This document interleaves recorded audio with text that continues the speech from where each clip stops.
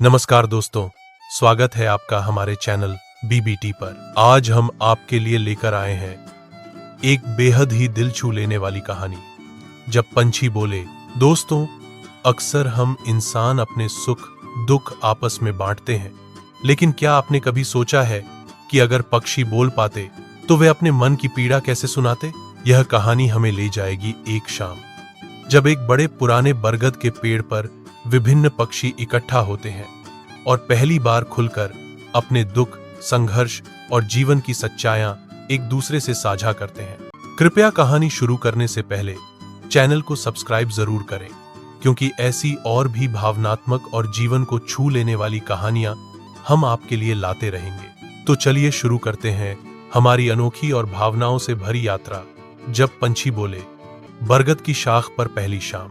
गांव के बाहर फैला एक पुराना बरगद का पेड़, जो सदियों से लोगों का आश्रय रहा। दिन में उसकी छांव तले बच्चे खेलते, बूढ़े आराम करते और राहगीर ठहरते। पर जब सूरज ढलता और गांव की गलियां सुनसान होने लगती, तो यह पेड़ किसी और दुनिया का घर बन जाता था, पक्षियों की दुनिया। उस दिन शाम को मौसम कुछ खास था। आसमान में हल्की ठंडी हवा चल रही थी और ढलते सूरज ने लालिमा से आकाश रंग दिया था। बरगद की डालियों पर अलग अलग दिशाओं से लौटे पक्षी एक एक करके इकट्ठा होने लगे। सबसे पहले आई मैना। उसकी आंखों में एक अजीब सी थकान थी। उसने धीरे से डाल पर बैठते हुए लंबी सांस ली। फिर आई कोयल, जिसकी पहचान उसकी मधुर आवाज है, लेकिन आज उसका स्वर कहीं खोया हुआ था। कुछ देर में कबूतरों का झुंड भी लौट आया। वे हमेशा चहकते रहते थे, लेकिन आज उनके पंख भारी लग रहे थे। बरगद पर बैठा तोता भी चुपचाप पत्तियों में छिपा हुआ था। आमतौर पर वह सबसे ज्यादा बोलता था, पर आज उसके होंठ सीले हुए से थे। थोड़ी ही देर में चिड़ियों की चहचहाट भी कम हो गई, मानो सभी के दिल में कोई बोझ था। बरमैना ने तोड़ी चुप्पी। दोस्तों, मैना ने धीमी आवाज में कहा, कितना अच्छा होता अगर हम सिर्फ गा पाते, उड़ पाते और खुश रह पाते। लेकिन अब तो हर दिन एक नई परेशानी सामने आ जाती है। कहीं पेड़ काट दिए जाते हैं, कहीं दाने ढूंढना मुश्किल हो जाता है। कभी कभी तो लगता है कि हम सिर्फ जीने के लिए ही जी रहे हैं। उसकी आंखें भर आई। कोयल बोली, तुम सही कह रही हो बहन। लोग मेरी आवाज सुनकर खुश होते हैं, पर क्या किसी ने सोचा कि जब मैं अपने बच्चों को किसी और के घोंसले में छोड़ आती हूं, तो मेरा दिल कितना रोता होगा। यह मेरी मजबूरी है। मेरा कोई घर सुरक्षित नहीं रहता। इंसान पेड़ों को काटते जाते हैं और मैं मजबूर होकर अपनी संतान को किसी और मां के भरोसे छोड़ देती हूँ। उसकी आंखों से आंसुओं की बूंदें जैसे मोतियों की तरह झर गईं। कबूतरों में से एक ने कहा, हम इंसानों के संदेशवाहक कहलाए थे, शांति के प्रतीक माने गए थे, पर अब इंसान हमें बीमारियां फैलाने वाला कहते हैं, हमें भगाते हैं, यहां तक कि हमारे घोंसलों को भी तोड़ देते हैं।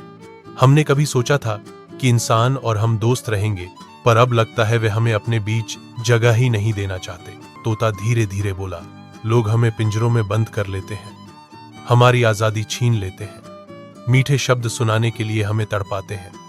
बच्चे खुश होते हैं, पर कोई नहीं जानता कि जब मैं खुले आसमान को देखता हूं और उड़ नहीं पाता, तो मेरा दिल कैसे रोता है। उस शाम बरगद का पेड़ जैसे गवाह बन गया था, एक सभा का, जहां हर पक्षी अपने दिल का दर्द बयां कर रहा था।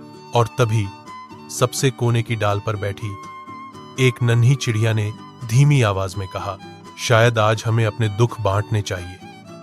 हम सब अकेले अकेले चुपचाप सहते हैं, पर अगर हम एक दूसरे को सुने तो शायद दर्द थोड़ा कम हो जाएगा।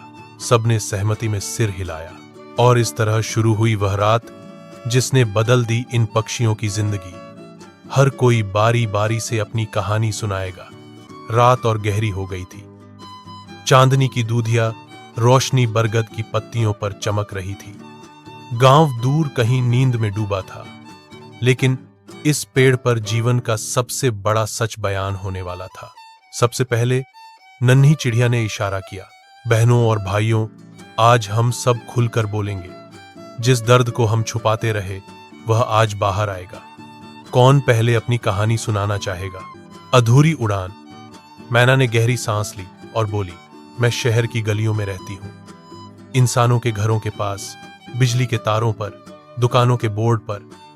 पहले जब गांवों में पेड़ बहुत हुआ करते थे तो मेरा परिवार खुले आकाश में गाता था, लेकिन अब हर जगह शोर है, मोटरों का, गाड़ियों का, मशीनों का। मेरी मीठी बोली किसी को सुनाई ही नहीं देती।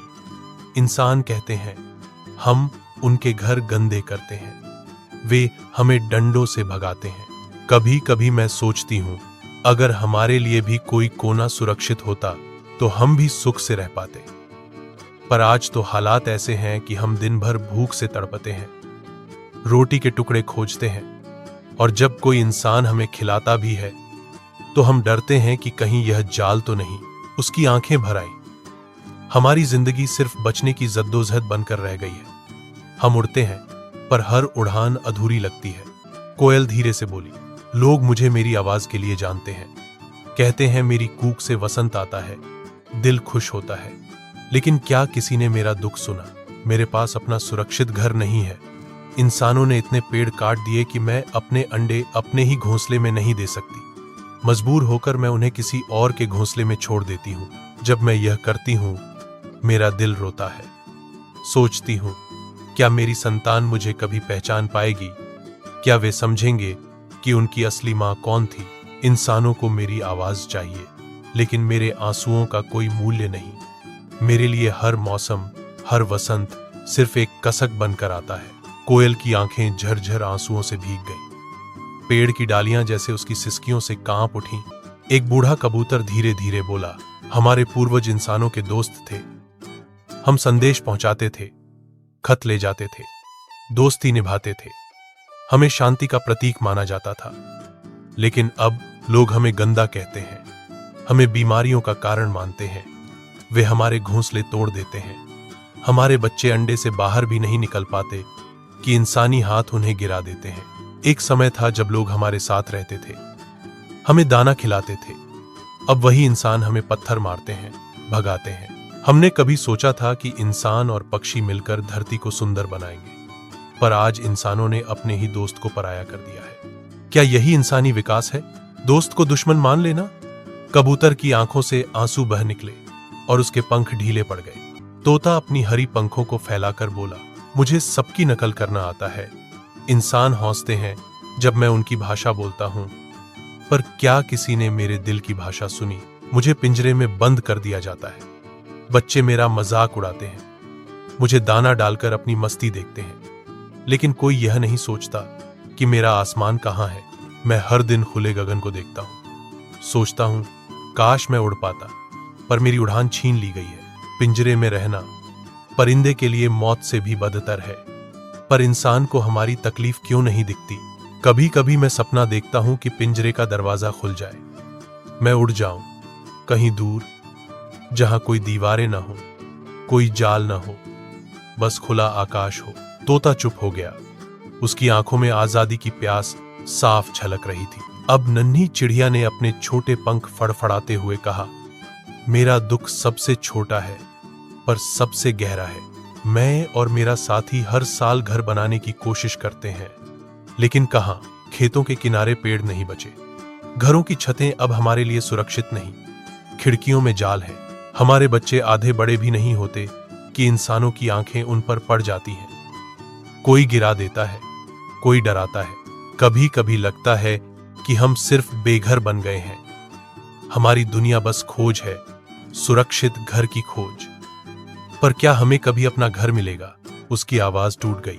हर पक्षी अपने दुख बयां कर चुका था। हर आवाज इंसानों की दुनिया का सच उघाड़ रही थी। कुछ देर तक किसी ने कुछ नहीं कहा, बस पत्तियां हवा से सरसराईं और मानो पूछ रही हों, क्या सचमुच इंसान इतना बदल गया है? फिर मैना ने धीरे से कहा, शायद हमें इंसानों तक यह आवाज पहुंचानी चाहिए, ताकि वे समझें कि उनकी दुनिया हमारी दुनिया से अलग नहीं। अगर वे हमें बचाएंगे तो खुद भी बचेंगे। सबने उसकी बात पर हामी भरी। रात और गहरी हो चुकी थी। चांद की रोशनी अब शांत और ठंडी लग रही थी। सभी पक्षी अपने अपने दुख साझा करने के बाद चुप थे। पेड़ मानो सांस ले रहा था, उसकी शाखें उन दुखों को अपने भीतर समेट रही थीं। तभी सबसे बड़ी डाल पर बैठे बूढ़े उल्लू ने अपनी आंखें खोली। वह अब तक चुप था, उसकी आंखें ज्ञान और अनुभव से भरी थीं। उसने कहा, तुम सबका दर्द मैंने सुना, तुम्हारे आंसू मेरे दिल में उतर गए, लेकिन याद रखो, हमारा दर्द अकेला नहीं है। इंसान भी वही रास्ता चल रहा है जहां दर्द उसका इंतजार कर रहा है। वह भूल गया है कि हम और वह एक ही धरती के बच्चे हैं। इंसान ने अपने लिए बड़े बड़े शहर बनाए, मशीनें चलाईं, पेड़ काटे, नदियां सुखाईं, लेकिन क्या उसने सोचा कि बिना हमारे यह धरती कैसे जिएगी? मैना, अगर तुम्हारी आवाज खो गई तो इंसान की सुबह कितनी बेरौनक होगी। कोयल, अगर तुम्हारा गीत बंद हो गया तो वसंत कितना सूना होगा। कबूतर, अगर तुम्हारा अस्तित्व मिट गया तो शांति का प्रतीक कहां मिलेगा। तोते, अगर तुम्हारी नकल करने वाली आवाज खो गई तो बच्चों की हंसी कहां से आएगी। और नन्ही चिड़िया, अगर तुम्हारा घर मिट गया तो इंसान अपने बच्चों को किससे सिखाएगा कि घर क्या होता है। सभी पक्षी ध्यान से सुन रहे थे। इंसान को समझना होगा कि अगर उसने हमें मिटा दिया तो वह खुद भी मिट जाएगा। यह धरती संतुलन से चलती है, अगर यह संतुलन बिगड़ा तो कोई भी सुरक्षित नहीं बचेगा। टीन मैना की सोच, क्या वे सुनेंगे? मैना ने धीमी आवाज में कहा, तुम सही कहते हो, पर सवाल है कि क्या इंसान हमारी आवाज सुनेगा? वे तो हमें सिर्फ आवाजों का शोर मानते हैं, उन्हें हमारी भाषा समझ में नहीं आती। आहज, कोयल की कसक, उनके दिल तक कैसे पहुंचे? कोयल बोली, हमारी आवाज उनके कानों तक पहुंचती है, लेकिन दिल तक नहीं। हम गाते हैं, वे आनंद लेते हैं, हम रोते हैं, वे अनसुना कर देते हैं। कभी कभी लगता है कि इंसान का दिल पत्थर का हो गया है। उसके पास अपने लिए समय है, पर प्रकृति के लिए नहीं। वह अपने घर सजाता है, लेकिन हमारे घर उजाड़ देता है। हर्ष कबूतर का सवाल, क्या दोस्ती खत्म हो गई? कबूतर ने गहरी सांस लेते हुए कहा, हमने कभी इंसान को दोस्त माना था, आज वही हमें बीमारी कहकर भगाता है।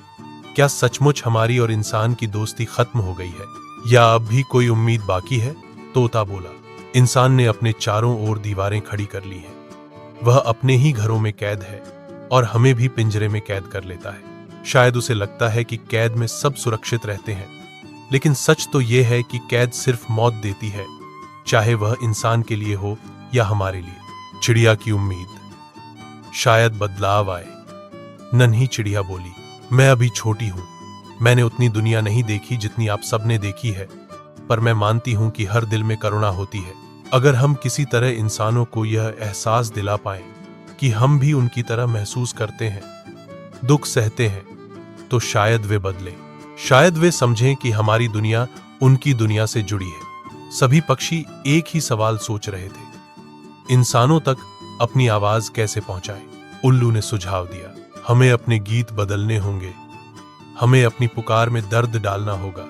जब इंसान सुबह उठे और हमारी आवाज सुने तो उसे लगे कि यह कोई चेतावनी है, कोई पुकार है, शायद तभी वे समझ पाएं। भविष्य की झलक, अचानक हवा का झोंका आया और पत्तियां सरसराईं, मानो भविष्य ने अपना संदेश भेजा हो। सभी पक्षियों को एक डर ने घेर लिया। अगर इंसान ने अब भी नहीं समझा तो? अगर पेड़ और कट गए, नदियां और सूख गईं, आसमान और प्रदूषित हो गया, तो उनका क्या होगा और इंसान का क्या होगा? सभा का फैसला, आखिरकार सभी पक्षियों ने मिलकर निर्णय लिया।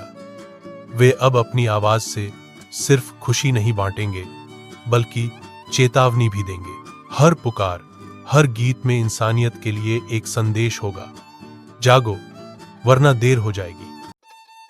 बरगद पर वह रात गहरी थी, लेकिन जैसे ही सूरज की पहली किरणें फैली, पक्षियों ने अपनी योजना के अनुसार गाना शुरू किया।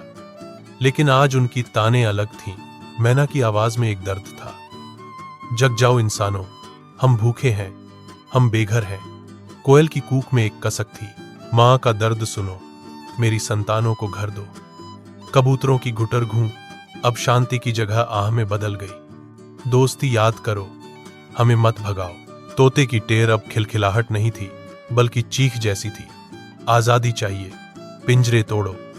और नन्ही चिड़िया की चहचहाट में मासूमियत से ज्यादा लाचारी थी, हमारे लिए घर बनाओ वरना हम खो जाएंगे।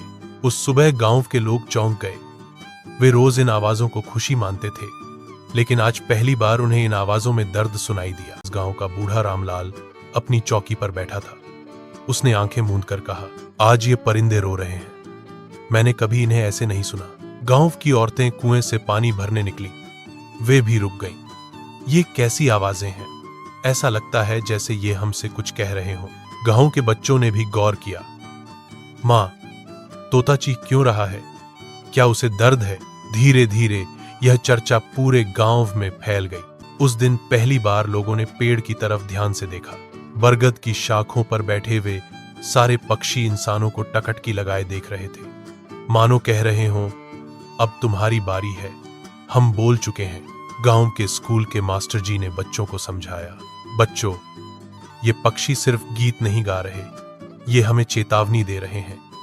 अगर हमने इनके घर छीने, इनके दाने छीने, तो एक दिन ये धरती सूनी हो जाएगी। बच्चों ने उस दिन कक्षा में संकल्प लिया, वे पेड़ काटने नहीं देंगे, पक्षियों के लिए दाने और पानी रखेंगे।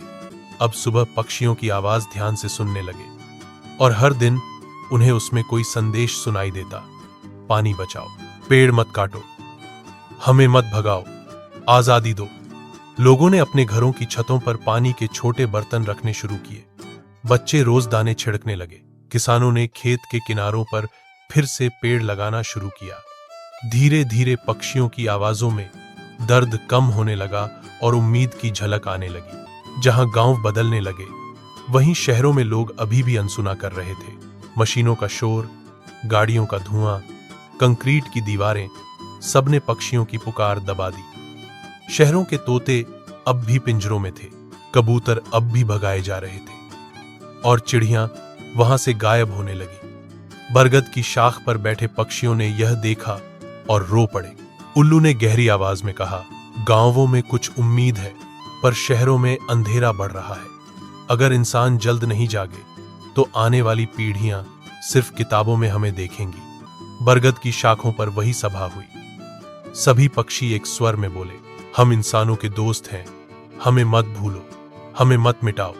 अगर हमारी उड़ान थम गई तो इंसान की सांस भी थम जाएगी। उनकी सामूहिक पुकार आसमान में गूंज उठी। गांव के लोग बरगद के नीचे इकट्ठा हो गए। किसी की आंखों में आंसू थे, किसी के दिल में अपराध बोध। रामलाल ने हाथ जोड़कर कहा, आज हम इंसान वादा करते हैं, हम तुम्हें बचाएंगे, तुम्हारे लिए पेड़ लगाएंगे, पानी रखेंगे, तुम्हें पिंजरों से आजाद करेंगे। यह धरती हमारी नहीं, हमारी और तुम्हारी है। बरगद की शाखों पर बैठे पक्षियों ने राहत की सांस ली। उनकी आंखों में अब आंसू नहीं थे, बल्कि चमक थी। मैना ने गुनगुनाना शुरू किया, कोयल ने मधुर कूक लगाई, कबूतरों ने गुटर गूंकी, तोते ने हंसी की नकल की और नन्ही चिड़िया ने अपने पंख फड़फड़ाकर कहा, शायद हमारी पुकार व्यर्थ नहीं गई। कहानी का निष्कर्ष दोस्तों, यह कहानी सिर्फ पक्षियों की नहीं, हमारी भी है। अगर हम उनकी पुकार को सुनेंगे तो धरती हरी भरी रहेगी, आसमान में चहचहाहट गूंजेगी और हमारी आने वाली पीढ़ियां प्रकृति की गोद में मुस्कुराएंगी। लेकिन अगर हमने अनसुना किया तो न पक्षी बचेंगे, न इंसान।